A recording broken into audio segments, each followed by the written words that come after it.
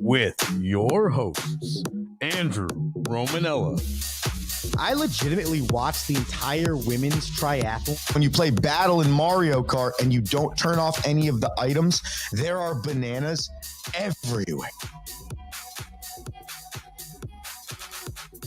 What's going on, everybody? Welcome into another edition of the Rome Show here on 12ouncesports.com. Broadcast live on Dingo TV, channel 217. I am your host, Andrew Romanella. We are back live October 17th. It's a Thursday, and we have a good amount of sports to talk about. Get in on the action. The Rome Show 1. That's Instagram. That's TikTok. That's X. That's Facebook. Wherever you want to get us up on the social media, the Rome Show 1. We want to talk some Mets and Dodgers, some Yankees and Guardians tonight. Game 3, the WNBA Finals. What a great Game 3 that was last night. Davante Adams trade. We haven't talked about that yet this week. And, of course, we'll get you ready for Thursday night football tonight. Comment in on the show on YouTube or any of the areas with which you watch and or listen. We'd love to know your thoughts and your feedback. The other day, I asked everybody what their favorite Mario Kart character was. And I never actually revealed my favorite Mario Kart character. And I don't know if it's that it's my favorite character or it's that we just dominate so much, but Yoshi is my go-to guy when it comes to playing Mario Kart. In the newer version of Mario Kart on the Nintendo Switch, you have like 7 different options for which color you'd like Yoshi to be. White, black, red, blue, green, yellow, orange. I mean, I think you have like literally 9 options. But at the end of the day, Yoshi is my go-to character in Mario Kart. And I've been asking the people what is their go-to kart player. Rocky was on the show on Tuesday, and he told us Luigi, which if you look at my brother and then you look at Luigi, it makes just so much sense. But for me, I like the little dinosaur. Every once in a while, I'll get mixed in with some other people. But for the most part, I am a Yoshi guy through and through. Right into the show. Let us know who your go-to Mario Kart character is. Oh, I hit the Rocky sounder. I guess we were talking about. All right. My go-to baseball team's the New York Mets. Okay. And yesterday, the Mets got shellacked by the Los Angeles Dodgers 8-0. Shohei Ohtani hit an absolute towering of a homer in the, I believe it was the 8th inning to really put this game what felt like out of reach. It was 4-0. Tyler McGill, I believe, put runners on first and second. And then Shohei Ohtani went big fly up to the second deck in right field. The Mets only collected 4 hits against the Dodgers. And Walker Buehler only threw 4 innings. So the Dodgers do a really good job of controlling the pitch count on Walker Buehler. Now he could possibly come back in this series if necessary. 3 arms, 1 inning. And then Casparius, the last 2 innings. The Dodgers take a 2-1 series lead. Luis Severino is on the hill for the Mets. 3 hits, 2 runs, 4 walks, 3 Ks. That's Louis' problem, man. 95 pitches in 4 2/3. So it's not that he's necessarily getting hit around the ballpark. It's not that he's necessarily making the game out of reach. It's that he doesn't give the Mets enough depth. And the problem we've learned with this Mets bullpen throughout the course of the year, even this run to the National League Championship Series, is they can't fully be trusted. It's not a bullpen like others in Major League Baseball, or even like other teams we've seen in the postseason, i.e. the Yankees, or even the Padres before they got knocked out, that have guys that they can go to, guys that they trust. I would argue The Dodgers, even though on paper you would think were a better starting staff, probably get more out of their bullpen right now in terms of what's going to be the pitching pieces that lead them to winning a World Series. So last night you saw it again. They used 5 different arms.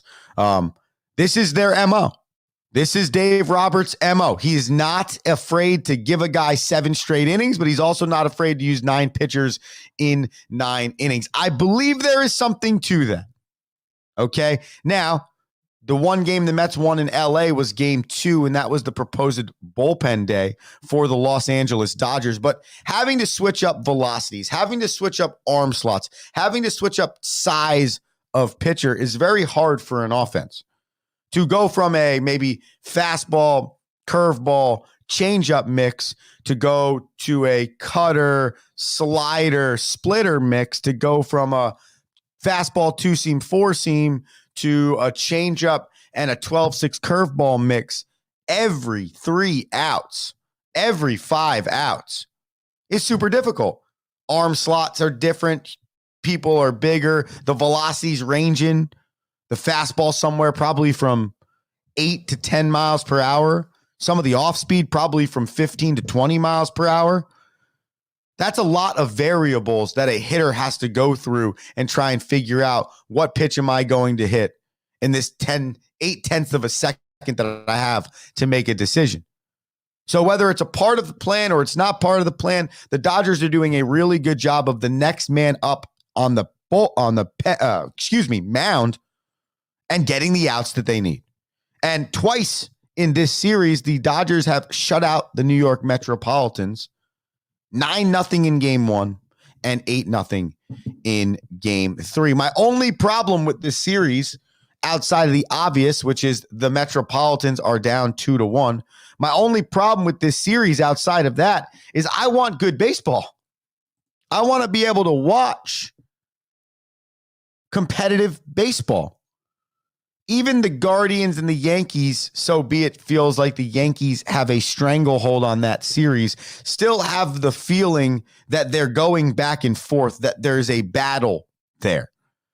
This one team doesn't score but at all and has like 1 inning for an opportunity, and the other team just dominates offensively. That's gone on in the Mets-Dodgers series is no fun for me. If the Mets are going to lose, can I at least have it be a line drive diving catch by the shortstop in the 9th that keeps the tying run from scoring from second base? Like, give me some of that flavor. Give me some of the Phillies series flavor, you know? And as a fan of the winning team, you don't care, right? It's way easier to beat a team 8-0, 9-0, not be nail biters, right? But for me, the fan, I would really, really appreciate seeing a quality baseball game on both sides. Both sides have a good pitching staff situation. Both offenses find a way. Maybe game 4 tonight, 8:08 p.m. Maybe we try a 3-2 game on for size. Mets and Dodgers. Tonight for the Metropolitans, you will have Jose Quintana on the hill. Quintana, up and down career as a Met after being traded over in the Francisco Lindor situation 3 years ago. 10-10, 3.75 ERA. Not a huge strikeout guy, going to use his defense. For the Dodgers, Yoshinobu Yamamoto. Yamamoto, 7-2, 3 ERA. Again, not electric strikeout stuff, but nonetheless, a guy that can get out in 2 postseason starts. 8 innings, 7 hits, 5 earned runs. So it hasn't been great for Yamamoto.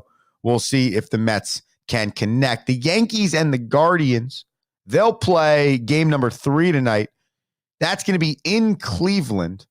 On the mound for the Yankees is for the Guardians is Matthew Boyd. On the mound for the Yankees is Clark Schmidt. The matchup is very similar for both teams on the hill, outside of one throwing right-handed and one throwing left-handed. Now, remember everyone, In the LCS right now, it is a 2-3-2 format. Okay, so you're 2 at home for the Yankees. Now you're 3 at home for the Guardians, and then you're 2 at home, if necessary, back in the Bronx. I do believe the Guardians can get a game in this series. I actually believe they could get 2. I don't see this Yankees team as so dominant that this Cleveland team, who only won 2 less games than them in the regular season, couldn't find a way. Okay, this Cleveland team at home tends to be a really good ball club. They have a great fan base, and I don't think I've ever seen a Cleveland Guardians team over the last 15 years make the postseason and just go out like that. I just can't imagine that's going to happen. So in this game tonight, I'm leaning towards the Guardians. The home team has not had a real advantage in this postseason. It's like a 50-50 split right now on the home team winning or the away team winning. But I'm going to go ahead and take the Guardians in this game because I don't think they're going to be swept. I think that they are good enough. They have a good enough offense led by Jose Ramirez, who had 39 homers and 118 RBIs this year. You just have to get to the Yankees early because the only way you can compromise this team in the bullpen is if you make them use 7 innings worth of bullpen arms. If you can make sure their starter doesn't go 3 1/3 or more. Get the starter out by the 4th inning, you change the trajectory of the New York Yankees, both in the game you're playing, game 3, and also the rest of this series.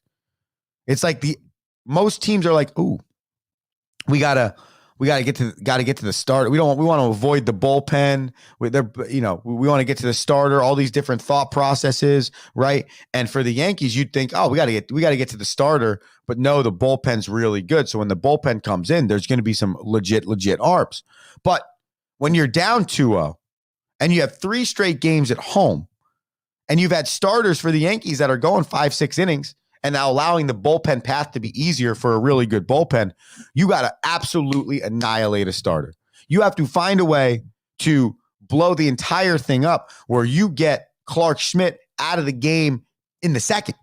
And I know that's a far-fetched plan. I know that that's a hard thing to do. That is not something that you can just do. But if you find a way to get to the bullpen, let's say the Guardians make the Yankees bullpen collect 17 or more outs. Okay, you have a really, real chance to win that baseball game because Boone now has to make bullpen decisions earlier than he wants / needs to, and then you compromise tomorrow and game 5.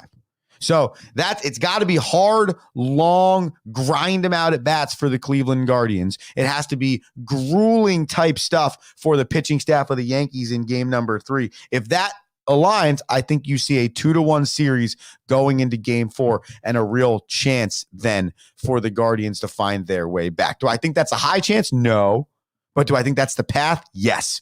And so we'll see what happens. The Yankees at the Guardians is 5:08 tonight on TBS, and the Dodgers at the Mets is 8:08 tonight on FS1. You know what also is going on right now? The WNBA Finals. That is right. The New York Liberty and the Minnesota Lynx. They are competing for the WNBA Finals, and the New York Liberty are in the 5th finals in organization history, but they are 0-4 right now in the history of the Liberty franchise in winning the finals, including losing last year to the Las Vegas Aces. Well, game 3 was played last night in Minnesota, and Sabrina Ionescu knocked down a big bucket for New York to send them to a 2-1 series lead. Let's watch it. 8 seconds remaining in the 4th quarter of game 3. 4 seconds. Ionescu will heave and hit! And hit! Sabrina Ionescu with the biggest shot in Liberty history. 77 New York in front on a logo bomb. Logo bomb from Ionescu. My bad. Botched her name before. What a bucket. Little step back, Steph Curry-esque. She was in the 3-point contest on NBA All-Star Weekend against Steph Curry because she's that type of shooter. Breanna Stewart in this game had played 36 minutes, scored 30 points to lead the Liberty offensively. 4 different scores for the New York Liberty in double figures, including Ionescu, who had 13, none bigger than the final 3, which was that bucket to seal the deal. Minnesota, for Minnesota, excuse me. Wow, with my English there.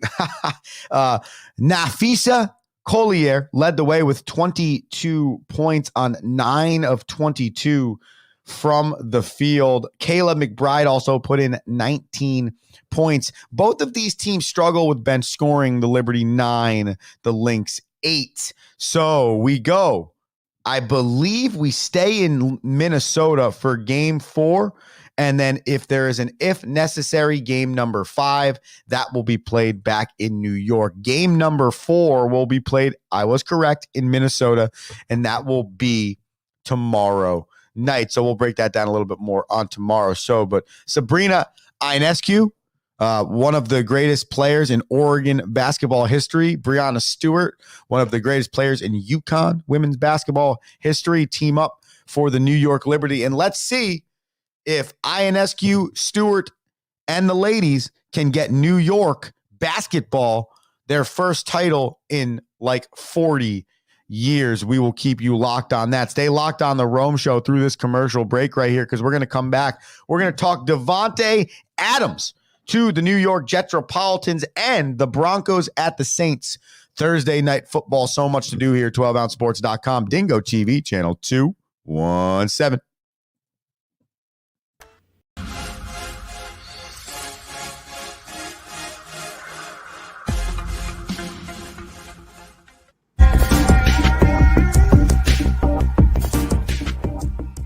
Welcome to MyBookie. You're ready to create an account and start making money, and we're here to help. And remember, you can get a bonus of up to $1,000 on your first deposit. Now you're ready to bet. Just go to mybookie.ag, visit the sportsbook, click on your bet, and input the amount you want to risk or win in the bet slip. Yes, it's that easy. Just remember, at MyBookie, you play, you win, you get paid.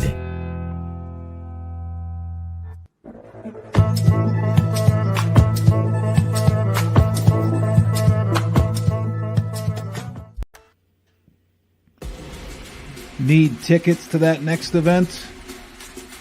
Well, at 12 Ounce Sports, we've got them with soccer anywhere in the world. Tickets to any venue, any sport.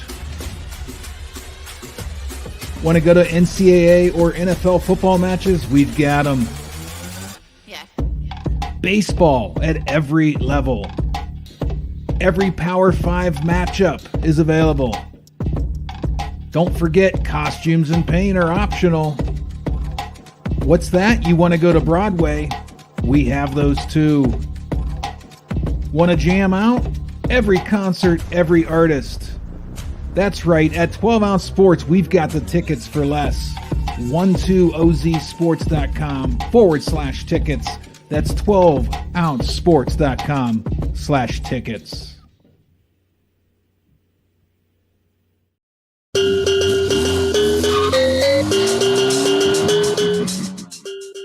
It's the Rome Show! Yeah, the Rome Show.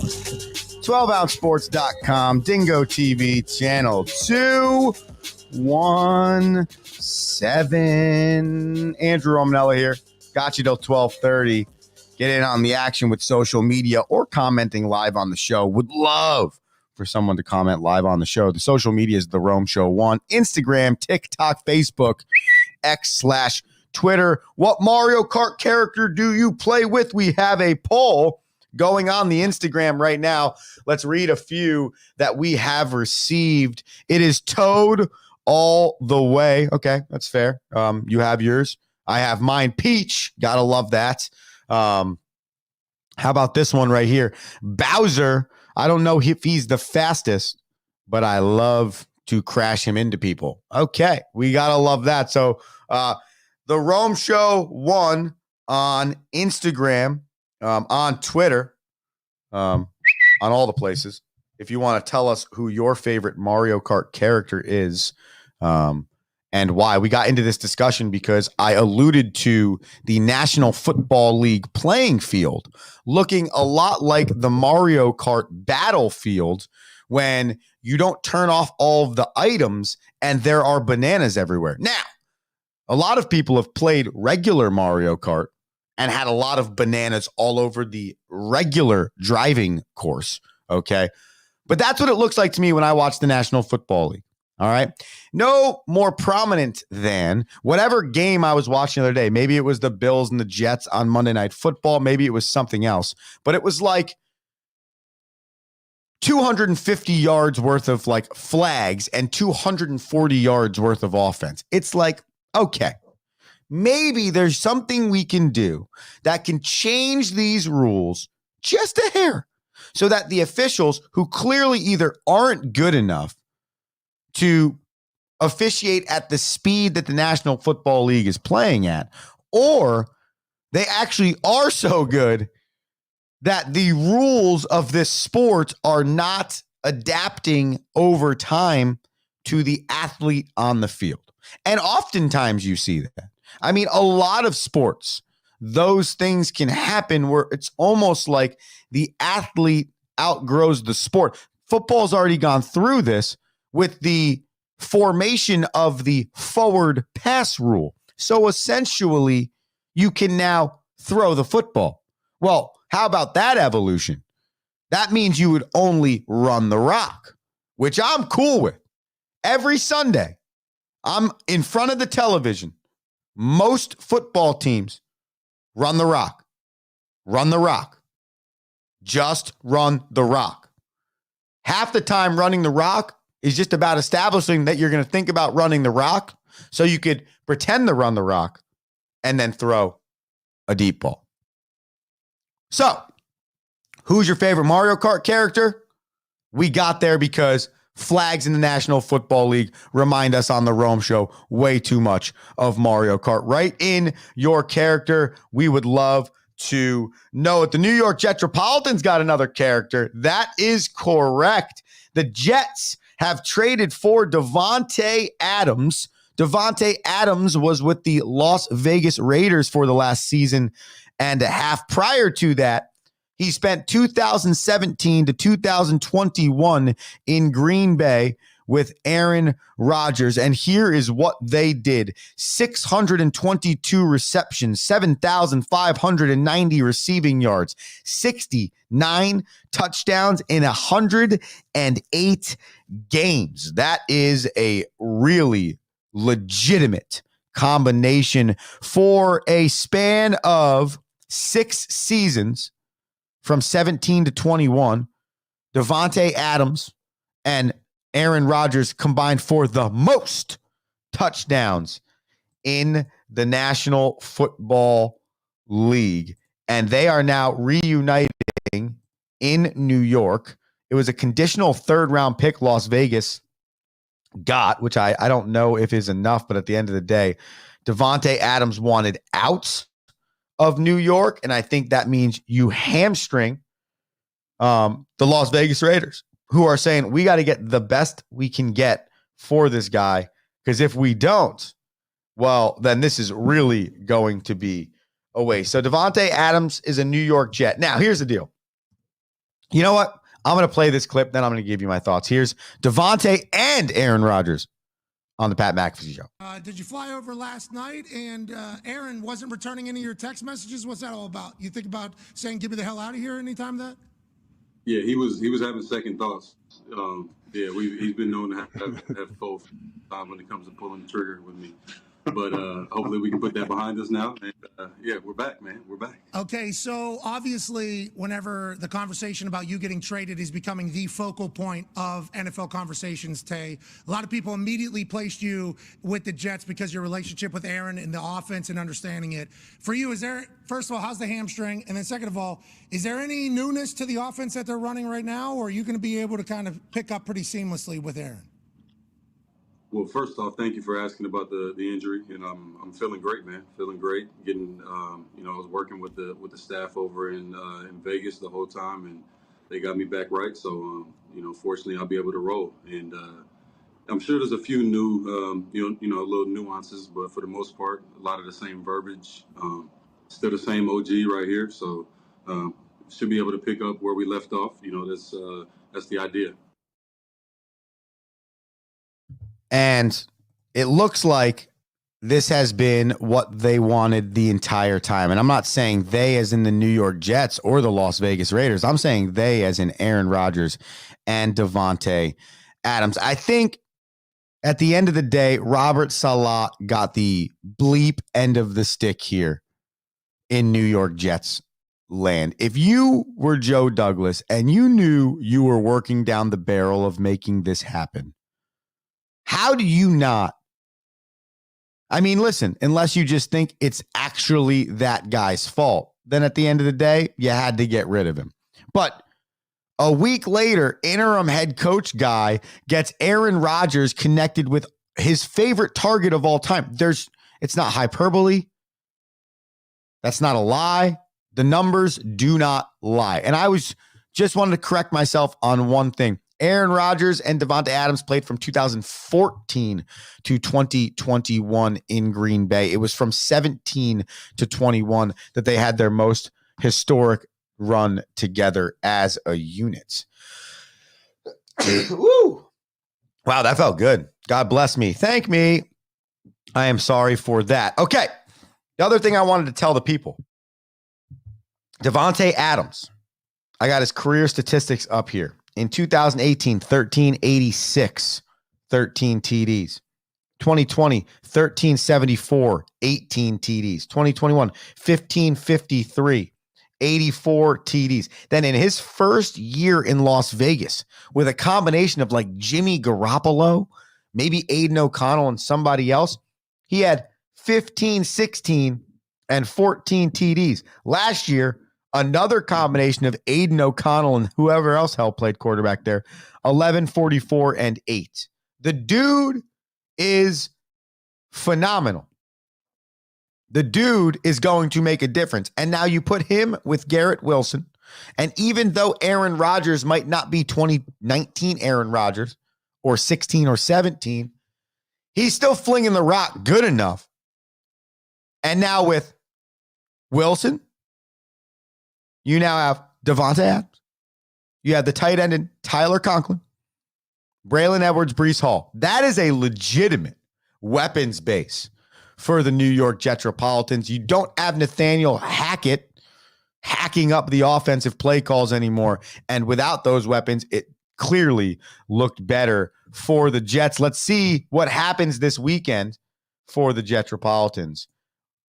Week 6 of the National Football League starts tonight, ladies and gentlemen, and we are going to break that down for our daily bananas. Oh, no, wrong app. Here we are. Let's roll.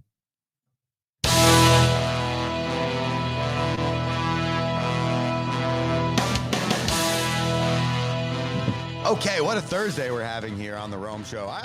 Anytime I'm not live, I just miss it so much the next day. Okay. Right now, our overall record in the bananas is 115 and 93. The other night, we went 1-2. We had the Yanks money line. This is Tuesday. But we took Stanton with a hit 0 for 4, and we took B-Bay with 5+ Ks. He only went 2 2/3, had 2 Ks. So that did not help the cause. So again, 1-2 day. We're going to go with all Thursday night football picks. This game opened at 37.5 points scored and is now moved to 38.5 points scored. What did I tell you the other day? If I see it or 40 or below, I'm actually going to take the under every time. The other reason I'm going to take the under in this game is the Saints, they've given up about 24.5 points per game this season, and they've averaged about 27, but that was with 2 inflated weeks in the first 2 weeks. They haven't scored more than 27 points, but one time in the last 4 weeks, whereas the Denver Broncos are 4th in the league in points given up with 16 points per game given up on defense. So even though their offense might not be elite in Denver and the Saints defense might not be elite, there is an elite unit on the field, and that is the defense for the Denver Broncos. And according to the statistics, the Saints are top 10 offense in scoring. Again, will they be the team that scored 44, 47, or 27, or will they be the team that scores under 20? We'll see, but give me the under 38.5 points total in this game. Alvin Kamara, with Spencer Rattler starting at quarterback for the Saints, is going to be the prime human being. So I'm going to take him at over 67.5 rushing yards.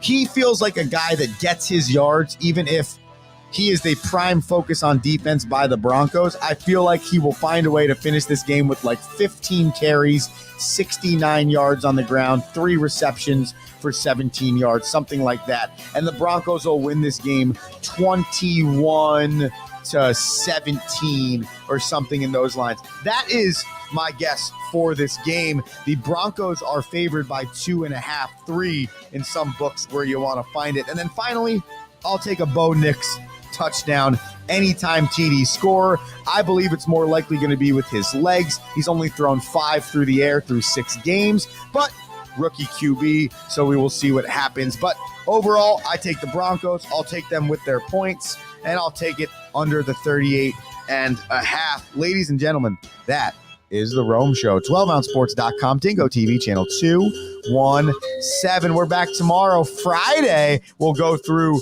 all the games on the weekend, and we'll talk some more baseball. Big games tonight. Andrew Romanella, the Rome Show. Hey, be electric today. And peace! Thank you for listening.